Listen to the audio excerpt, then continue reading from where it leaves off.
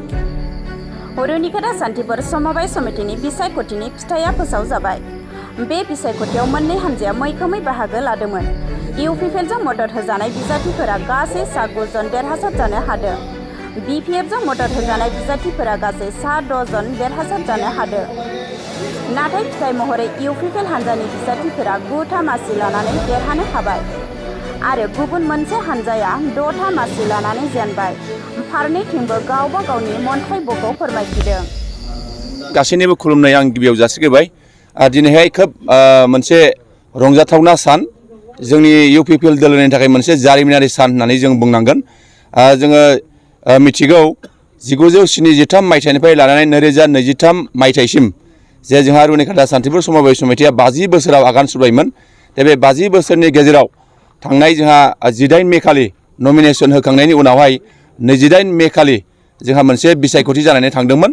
बे बिसायख'थिखौ लानानै दिनैहाय मैया आरो दिनै साननै जों बे बिसायख'थिनि जे फिथाइ, बे फिथाइखौ फोसावनो थाखाय जोङो भट साननाय हाबाफारिया सोलिबाय थादोंमोन। दा दिनै फैयै फैयै जोङो साननै बेबादि जे बिसायख'थिनि जे फिथाइ जों बेखौ साननानै दिनैहाय जोङो जोंनि थाखाय मोनसे देरहासारनाय मोनसे सान हिसाबै जों दिनै मोननो हादों। जों दिनैहाय खोब गोजोननाय मोनदों जे जों दिनै बुंनांगोन जे मुलुगावनो दा प्रिथिबियावनो बेबादि बिसायख'थिनि फिथाइ साननायखौ जोङो साननै नुफेराखैमोन।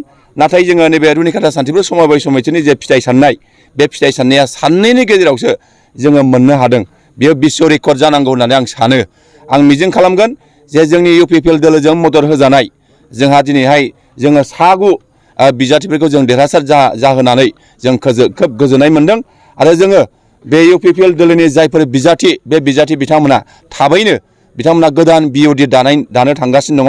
आं आसा खालामगोन जोंनि गोदानै दाजानाय जे BOD, बे BODनि गेजेरजों जोङो यख'थ सान्थिफुर सम'ब समितिखौ जोङो फैबाय थानाय समाव जे 2023 मायथाइनिफ्राय 2028 मायथाइसिम जे 5 बोसोरनि थाखाय जोङो गोलाव मोनसे हाबाफारि मावफुंनो जोङो सिगांदों।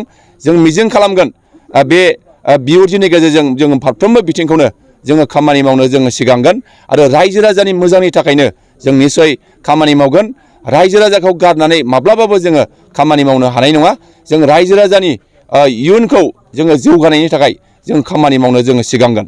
आं दिनैहाय नोंथांमोननो फारि फारि नामखौ आङो फोसावनो लुबैदों जे जोंनि UPPL दोलोजों मदद होजानाय जोंहा बिजाथिफोरा दङ।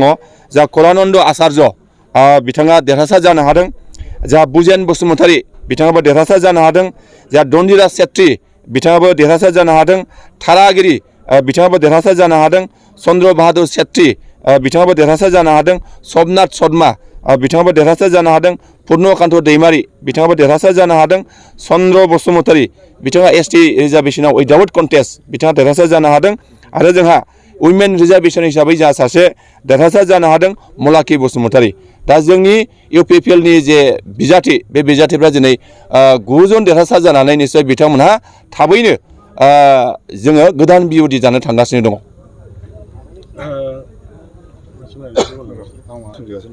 दा नोंथांमोननि UPPL दोलो हेफाजाब होजानानै देरहानाय केन्डिडेटफोरखौहाय उननि समावहाय माबायदि डिलारशिपखौहाय माबायदि खालामनो हागोन?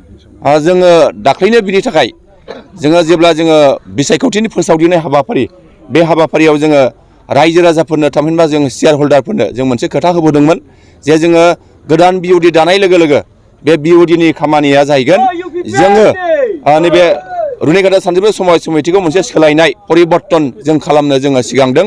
बेजों लोगोसे जोंहा जोंनि बे सम'ब समितियाव जा हाथिसाराव दासिमाव मोनसेल' डिलार दङ, देवस्रियाव मोनसेल' डिलार दङ आरो गुबुन गुबुन माखासे BCDCनि सिङाव जोंहा मोनफा मोननैल' डिलारफोर दङ।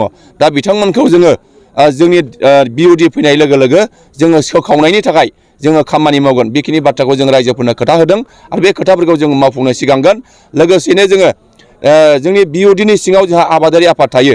बे आबादारि आफादखौबो जोङो BCDC वाइसआव दानानै आबादारि जाहा मावग्रा बिथांमोननो जोङो बे आबादारिनि गेजेरजों बा आबादारि आफादनि गेजेरजों जोङो बिथांमोननो मोजां मोनसे मदद होनायनि गेजेरजों जों खामानि मावनो थाखाय जोङो सिगांगोन। जों बेखिनि बाथ्राफोरखौ रायजोफोरनो खोथा होबोदों आरो बेखिनि खामानिखौ जों मावनो सिगांगोन। जाय बिथांमोना नोंथांमोननो जुजिनानै जेनबाय बा कमिटिखौ दानो हायासै, बिथांमोनखौ मा बुंनो सानो? आङो बिथांमोनखौ खावलायगोन जाहाथे जोङो मोनसे स्ट्रं BOD जानानै फैबाय थानाय समाव बे रुनिकाटा सान्थिपुर सम'ब समितिखौ दिनै आसामनि गेजेराव नैथि जोङो मोननो हादों आरो जों आसा खालामगोन नैबे गोदान बिउटिनि गेजेरजों जोङो हारि धोरोम जोङो बासिलायाजासे खौसेयैनो जोङो जोंनि UPPL दोलोनि आरो BPFनि जे जायफोर बिजाथि देरहासार जानो हादों बिथांमोनखौ जों ज' लानानै जोङो फैबाय थानाय समाव गोख्रों मोनसे बिउटिनि गेजेरजों जोंनि नैबे रुनिकाटा सान्थिपुर सम'ब समितिखौ आसामनि गेजेरावनो सेथि मासि आवग्रिनो हानाय बायदि जों खामानि मावनो सिगांगोन। जाय भटार्सफ्रा नोंथांमोनखौ देरहाहोनायाव सापर्ट खालामो बिथांमोनखौ मा बुङो? आङो बिथांमोनखौ जोबोद गोसो गोरबोजों आङो साबायखर जासिगोन जाय बिथांमोनहा दिनैहाय जोंनि UPPL दोलोनि बिजाथिफोरखौ गावनि बेसेन गोसा भटखौ होनानै जे देरहासार खालामबाय बैसोर जोंनि शेयार हल्डार बिथांमोननो आंनि गोसो गोरबोनि आङो रोजा रोजा साबायखर जासिगोन आरो दोलोनि जानानै आं बिथांमोननो साबायखर जासिगोन। आं साबायखर जासिनांगोन जोंनि बिटिआरनि चिफ जा प्रमद बर' आङो सारनोबो आं रोजा रोजा साबायखर जासिगोन आरो जोंहा चिरांनि जा DRC जा बिथांमोना जायफोर दंमोन रिटार्निं अफिसार प्रेसाइडिं अफिसार बिथांमोन दंमोन बिथांमोनखौबो आङो आंनि गोसो गोरबोनिफ्राय आङो साबायखर जासिबाय आरो जोंनि रुनिकाटा सान्थिपुर सम'ब समितिनि जा गाहाय नेहाथारि जा दामोदर दाहाल बिथांनोबो आं साबायखर जासिबाय। जोंनि UPPL दोलोनि साफ्रोमबो जोंनि सेन्ट्रेलनि जिल्लानि ब्लकनि प्राइमारिनि आरो गामि लेभेलनि जोंनि दैदेनगिरि बिथांमोननोबो आं रोजा रोजा साबायखर जासिगोन। जोंनि सान्थिपुर जा आउटपस्टनि जा IC जोंहा रुनिकाटा पलिं स्टेशननि जा OC आं बिथांमोननोबो रोजा रोजा साबायखर जासिगोन आरो जोंनि गोबां जोंनि रायजो राजा बिथांमोनहा जोंनि नैबे फोसावदिंनाय हाबाफारियाव जोंखौ मैखोमै मदद खालामनानै जोंखौ जाफुंसार होनायनि थाखाय आं साफ्रोमबो रायजो राजाफोरनिसिम आंनि गोसो गोरबोनिफ्राय आङो रोजा रोजा साबायखर आं जासिथारनांगोन।